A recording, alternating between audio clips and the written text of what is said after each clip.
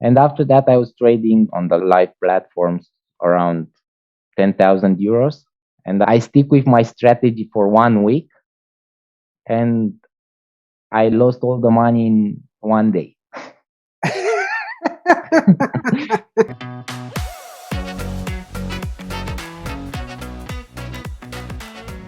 What's up, guys? It's social entrepreneur and Texan expat Eric Melcher, where you are listening to my podcast, Innovators Can Laugh, where I dive into the interesting and fascinating stories of innovators from all over the world.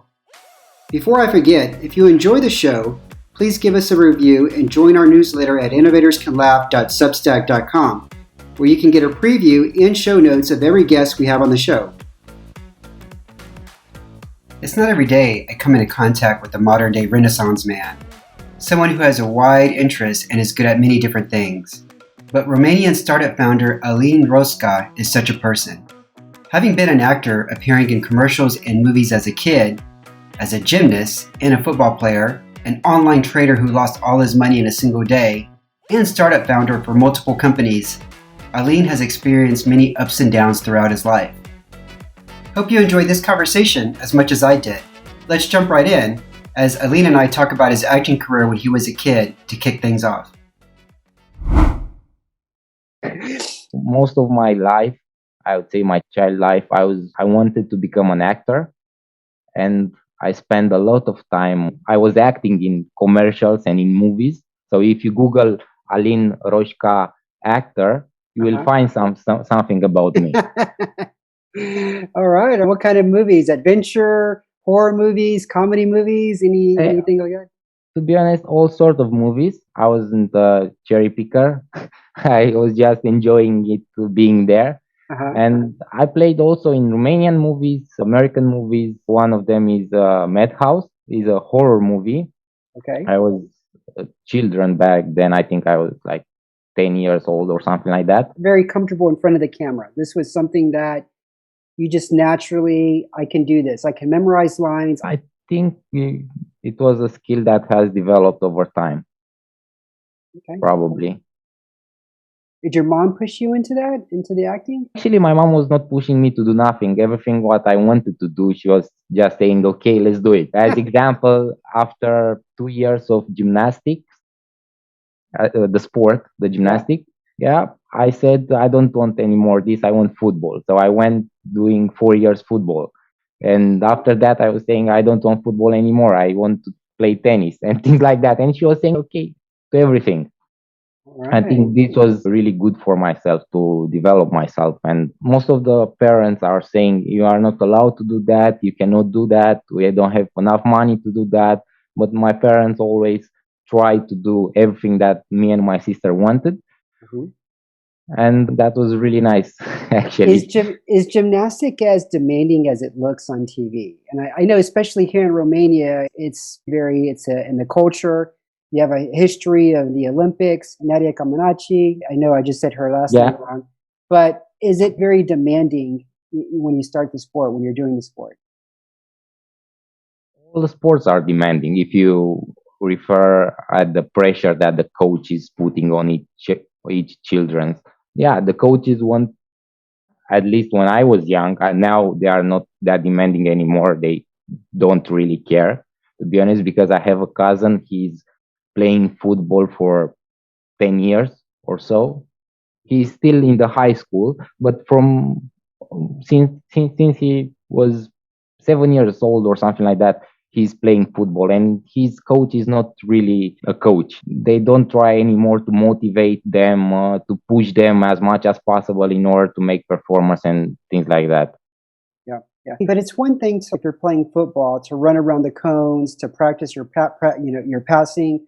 But when I think of gymnastics, I think there's a lot of just strength that's required to be able to spin on the bars, do a couple of different flips, and then have the mental focus to have your hands in the right place to catch the bar again, so that way you don't land on your face. I'm just wondering, from a mental focus point of view, is it a lot more demanding than some of the other sports that you play? I think it's the same, honestly, because you have to do it until you doing it. Like in entrepreneurship as well, you have to practice a lot until you succeed. Okay, okay. So I also read that back in 2012, and you're working as a barista for Gloria Jean's Gourmet Coffee. And while there, you're a team leader in some sort of barista competition. What kind of competitions were baristas participating in while you were there during this time? Basically, as a barista, you have also the job to make people laughing or smiling. It's not just about the coffee. Okay. And the competition are about how you can make the best coffee, how you can make them to look the best, how you can impress your customers, how you can make them feel good. And you can choose to make regular coffee or to be nice and polite and to enjoy your job. And that's why I went to barista in high school, uh, after the high school, because it's called art latte. So you can make art also from the coffee, like everything else. Actually, if you enjoy, you can do nice things and you can make people happy. But I can't imagine, of course, everybody's happy. They get the coffee that they've been craving for. I'm a coffee addict. I've got to have my coffee in the morning and then after lunch. But I imagine that when I'm in a Starbucks or somewhere else, that I'm not really laughing or too excited because I got my coffee. A lot of it, like you said, comes down to the person that's serving it to me. Was there anything that, from a human interaction point, that you really practiced or you honed in, like to improve your skill in interacting with people while you were there? I think it come naturally to me after I was acting, after I went to all those sports, after I went in Galup and I was speaking with people. So it's something that I enjoy. I'm really empathic. And if you would come in Gloria jeans and I would say, "Hey, what's your name?" And you said Eric. Okay, Eric, from today on, I'm gonna make you the best cartoons in your coffee that you ever seen before. You would come the second time to see what is the next one. So you were making like cartoons in the coffee? Yeah, I was not the best at the beginning, but after a while, I started to develop this skill as well. And I would just randomly ask, "What do you want to see in your coffee?" And some of them would say, "I don't know, I would like to see the sun."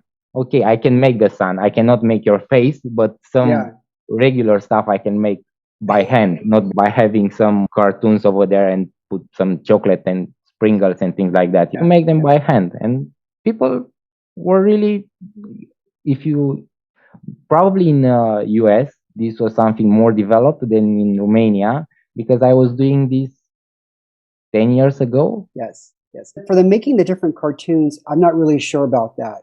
But from going the extra effort for customer service and trying to please the customers, I think definitely. So if you were doing that, obviously stood out, it was memorable, and people would go back because they appreciated the service. I do the same thing. If there's two bakeries that are very close to each other, I'm going to go to the one, not necessarily where the croissants are better, but where I feel like I'm getting better service. They remember me, they say hi, they say good morning. And that, if you can just do that from a retail perspective, you definitely have an edge here, I think, here in Romania. Okay, so you're at Gloria Jean's Coffee, and then 2014 comes around. You decide to launch your first startup. I think it's called Top World Traders. What was that business like? How did you discover there was an opportunity there? And can you tell us a little bit more about that experience? Yeah, actually, at some point, I was thinking what I want to do because at the beginning, I want to be an actor and I quit that. And I was thinking what I really want from life. And I was finding out that I want to become the richest man in the world. And I was thinking, how can I do that? Okay, most of the richest persons in the world are hedge fund managers. I want to become a hedge fund manager. And I was trying to reach that goal by developing a trading platform. Okay. Firstly, I was thinking, how can I improve traders? And I had to trade by myself and lose money to understand why people lose money trading. Okay. How much money did you lose to figure out this lesson? First, firstly, I was trading on demo accounts. After that, I went to casinos to get usual with the emotions. And after that, I was trading on the live platforms around 10,000 euros. And I stick with my strategy for 1 week, and I lost all the money in 1 day. Okay, how is that possible? Because even if you invest your money in a stock, that it rarely will go down below 50% in value. And that's even when calls come out and the company didn't meet expectations and analysts don't like the stock and people will begin dumping it. It's very rare for a stock to go that much down in value. So I don't think you put all your money in one stock. What was your strategy? I had a diversified strategy. I was trading multiple stocks and currencies. And at some point, because I made my strategy for 1 week, so during that week, I was making money.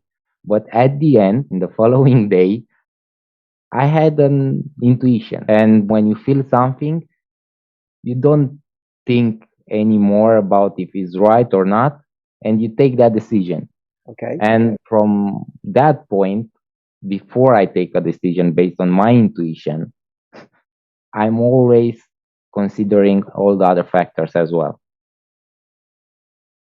All right. So what was the intuition? To put all your money in one specific stock or currency? My intuition was to trade gold. Okay. And gold had a big volatility back then, and that especially day, I think. And I lost all the money because I was very certain that my intuition was right. Okay. And most of the money went in few hours actually. And because I didn't respect my money management strategy, I lost all of them. So I learned that you have to respect your strategy and you should consider all other factors, not just your intuition. How did this impact you? You're pretty young, and this is a lot amount of money that you probably had been saving over time. Were you very depressed? Did you look at this as a big failure in your life? What was your reaction? Honestly, it had affected me because I was more joyful before that. Now I'm not enjoying as much as I was enjoying the life before that day. But uh, I don't know who but would. yeah, it was the savings that I had worked for a few years. So seeing, yeah, it had an impact on me, and now I'm more cautious when I'm taking decisions. Yeah, So I'm always trying to see the full part of the glass, right. not the empty one, the good part in things, not the bad ones. Yeah. And I think I can empathize with you. There was a time where my investments were doing really well. I began to get a little bit cocky thinking, oh, wow, they're up X percent. And you start playing numbers in your head. Maybe in 6 months, they'll be even more percent higher.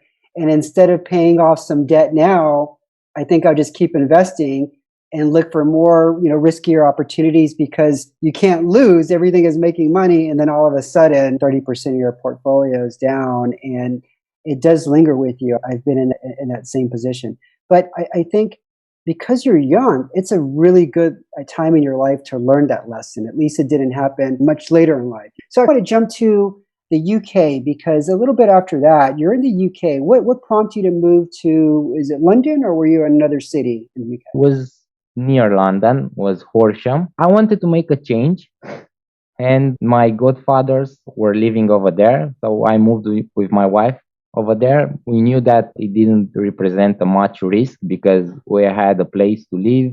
We didn't have to pay rent. We had also money for some times. Also, my godfather find a job for my wife, so it was okay. And I had time to think about what I want to open, like a business. Thought of a few different things. There was a company called Hobbyist Now, another company you created called Clean Sussex, and then another one called Warm Fragrances. So it seemed like you had a lot of different ideas and you saw many different opportunities. What, how did you, let's start with the cleaning business. Like, where did you see this opportunity? How did you come about of discovering, oh, wait a minute, I think there's an opportunity here? What prompted that? To be honest, my godfather had a friend who had a cleaning company, and he provided me all the knowledge that I needed in order to open this business. Got you. And in the meanwhile, I was also speaking with the owners that had Airbnb places, Hmm. and they told me that is a need for this type of service because most of the companies that were providing this service were not providing the full expectations. Okay. And as I told you earlier, I am really empathic. I like to do things right and to be perfect in everything that I'm doing. They gave me this chance to work with them. Uh, and So, how were you managing all three of these ventures? You also had the warm fragrances, which you're making candles. You're trying to come up with new recipes and different scents. So, what does the average day look like when you're trying to juggle all these three businesses? a lot of work. I had days when I was working 16 hours per day. The only thing that I felt like would affect is my relationship with my wife. And that's why we came back in Romania. But beside that, I really enjoy to work that much, to be honest. I don't really like to stay and relax. Which of the three did you enjoy working on more of those three startups? I think the warm fragrances because I was working with my wife. Yeah, and also we was trying to sell the candles in the markets, and I had this advantage to speak with people. Okay, so you're making these candles. Is this all this done at your place, at your apartment, or in your room? Yeah, actually we was doing them in our kitchen because you have to boil the wax, you have to put the right amount of oils and things like that. Was the smell was quite strong over there, but it was nice. It was nice to work with my wife. So you were like a walking around piece of lavender. It sounds like. Yeah, yeah. Uh, and who are you selling these to? Just friends and family, or were you also selling them to different niche retail stores? Like, how were you getting these out to the market? Actually, I didn't sold them to the stores. We were selling them in the market and online. There were every 2 to 3 weeks there. You can find a market where we can go and sell things. And for friends and family, I just provide them for free to enjoy them. I Hmm. was not selling to them. Okay. Okay. So let's go back. You're in the UK for a few years, and you moved back to Bucharest. And I understand you're a big believer that companies who are not actively coaching their sales and customer care agents, that these companies have high attrition and they experience low job satisfaction, at least the workers do. Now, this has ultimately led to you creating your latest adventure, which is RepsMate. How is RepsMate helping companies transform their reps into top performers? Our vision is to build a platform that use a mix of technologies and mix of functionalities that will enhance all the representatives. And by that, we want to actively coach the reps during the conversations and also past conversations as well. Because this is what they miss the most. The managers don't really have time for everyone.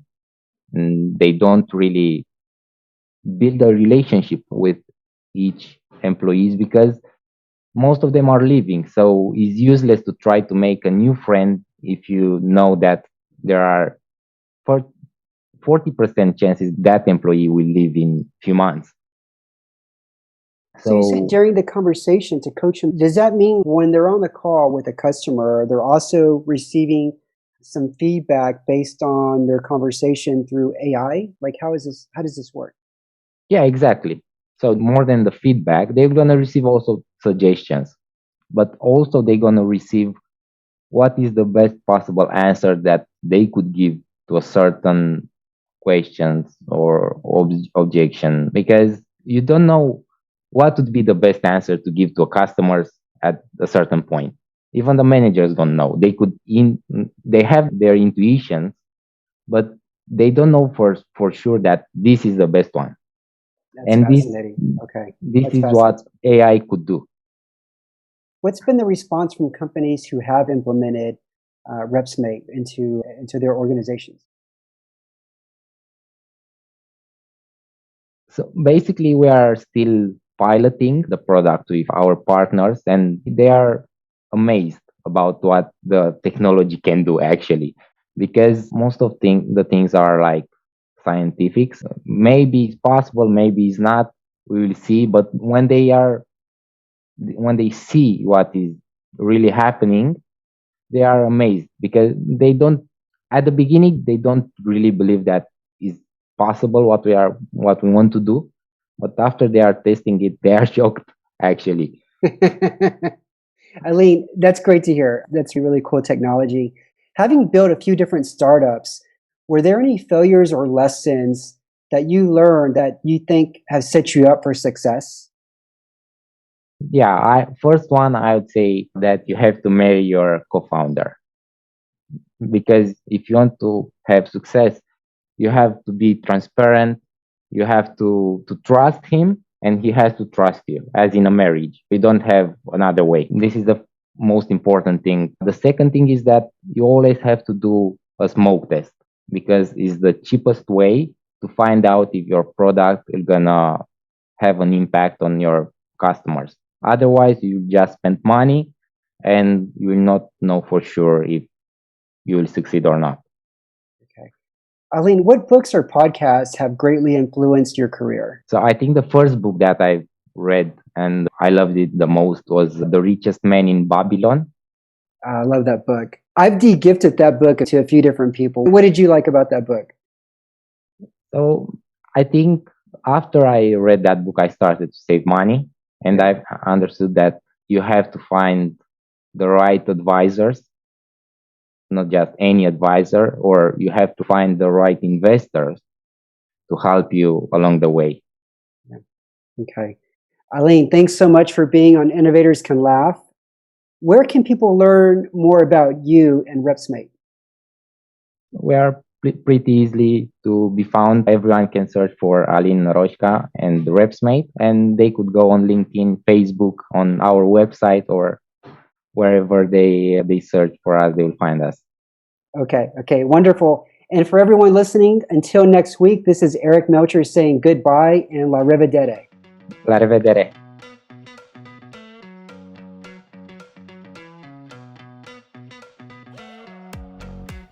Hey, thanks so much for listening to the show this week. If you are not a subscriber, please do subscribe wherever you get your podcasts. If you want to write to me, my address is innovatorscanlaugh@substack.com. If you want to follow me on Twitter, at Melcher_Eric, on Facebook or Instagram at Innovators Can Laugh. I'm Eric Melcher, and you are listening to Innovators Can Laugh.